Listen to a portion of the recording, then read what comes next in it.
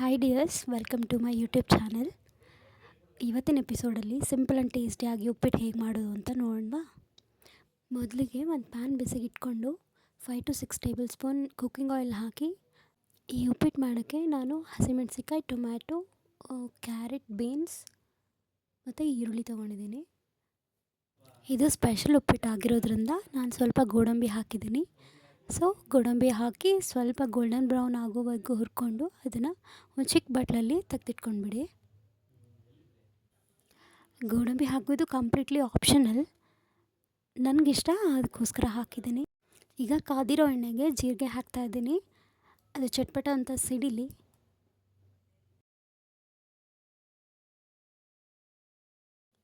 ನಂತರ 1/2 ಸ್ಪೂನ್ ಕಡಲೆಬೇಳೆ and 1/2 spoon ಉದ್ದಿನಬೇಳೆ ಹಾಕ್ತಾಯಿದ್ದೀನಿ.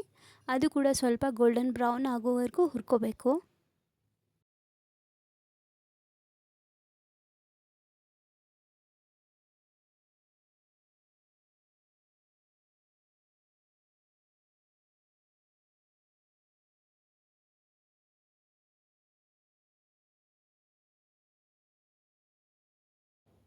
ಈಗ ಗೋಲ್ಡನ್ ಬ್ರೌನ್ ಆಗಿದೆ. ನನ್ನ ಕಡೆ ನೆನೆಸಿದ ಶೇಂಗಾ ಇತ್ತು, ಅದನ್ನು ಹಾಕ್ತಾಯಿದ್ದೀನಿ. ನಿಮ್ಮ ಕಡೆ ಇಲ್ಲ ಅಂತಂದರೆ ನಾರ್ಮಲ್ ಶೇಂಗಾ ಕೂಡ ಹಾಕ್ಬೋದು. ಶೇಂಗಾ ಹಾಕಿದ್ರೆ ಉಪ್ಪಿಟ್ಟು ಆ್ಯಕ್ಚುಲಿ ತುಂಬ ಚೆನ್ನಾಗಿರುತ್ತೆ.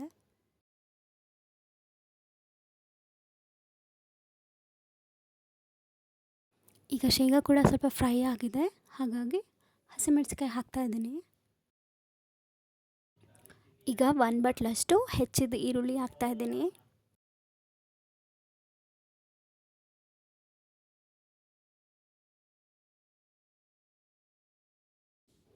ಈರುಳ್ಳಿ ಏನು ತುಂಬ ಫ್ರೈ ಆಗೋದು ಬೇಡ. ಏನಕ್ಕೆ ಅಂತಂದರೆ ಉಪ್ಪಿಟ್ಟಲ್ಲಿ ಯೂಶ್ವಲಿ ನೀರು ಹಾಕ್ತೀವಲ್ವ, ನೀರು ಹಾಕಿ ಕುದಿಸ್ತೀವಲ್ಲ, ಆಗಲೇ ಈರುಳ್ಳಿ ಸಾಕಷ್ಟು ಬೇಯುತ್ತೆ. ಹಾಗಾಗಿ ಸ್ವಲ್ಪ ಫ್ರೈ ಆದರೆ ಸಾಕು. 1/2 ಸ್ಪೂನ್ ಶುಂಠಿ ಬೆಳ್ಳುಳ್ಳಿ ಪೇಸ್ಟ್ ಹಾಕ್ತಿದ್ದೀನಿ.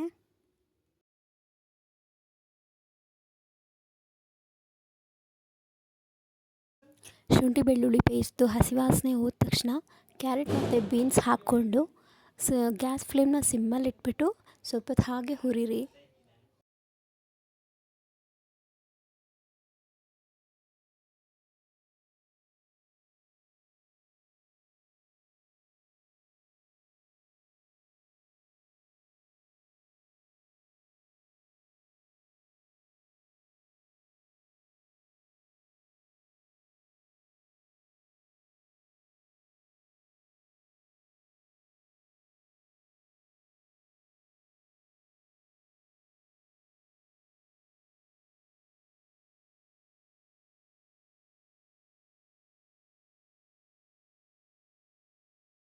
ರುಚಿಗೆ ತಕ್ಕಷ್ಟು ನಾನಿಲ್ಲಿ ಉಪ್ಪು ಸೇರಿಸ್ತಾ ಇದ್ದೀನಿ.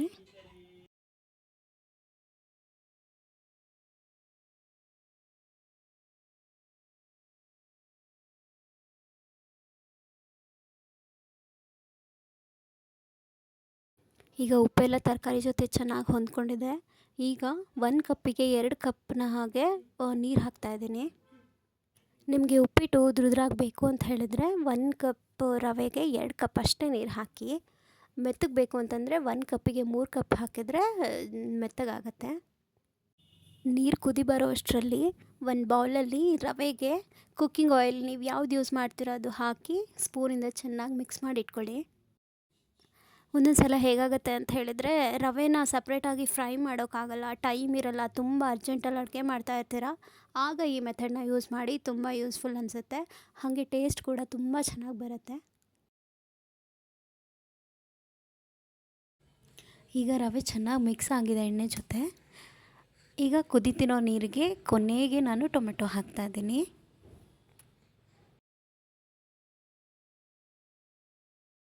ಈಗ ಕೊನೆಗೆ ಒಂದು ಸರಿ ಎಲ್ಲ ಕೈ ಆಡಿ ನಿಮಗೆ ಉಪ್ಪು ಎಲ್ಲ ಸರಿ ಇದೆಯಾ ಅಂತ ಇವಾಗಲೇ ನೋಡಿ ಚೆಕ್ ಮಾಡ್ಕೊಂಡ್ಬಿಡಿ.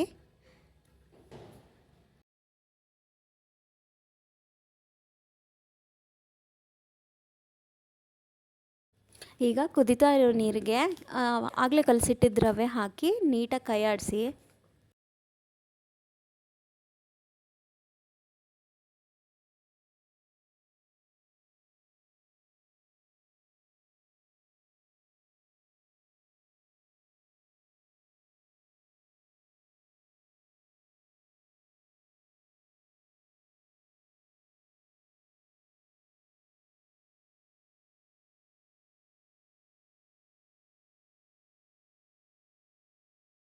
ಈಗ ಮುಚ್ಚಳ ಮುಚ್ಚಿ ಒಂದೆರಡು ನಿಮಿಷ ಸಿಮ್ಮಲ್ಲಿ ಇಟ್ಬಿಡಿ.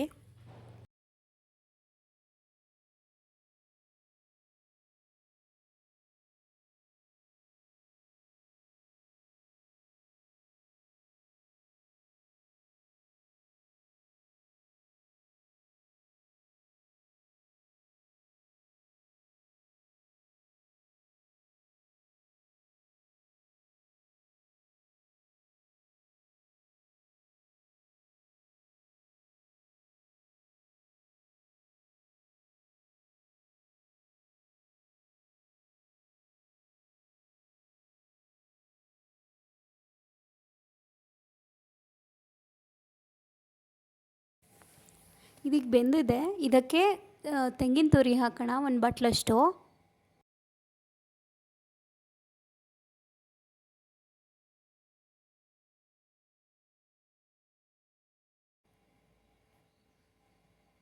ಇದಕ್ಕೆ ಹಸಿ ಕೊತ್ತಂಬರಿ ಸೊಪ್ಪು ಹಾಗೆ ಅರ್ಧ ನಿಂಬೆಹಣ್ಣನ್ನು ಹಿಂಡಿ ನೀಟಾಗಿ ಕಲಸಿದ್ರೆ ದಿಢೀರ್ ಉಪ್ಪಿಟ್ಟು ರೆಡಿ.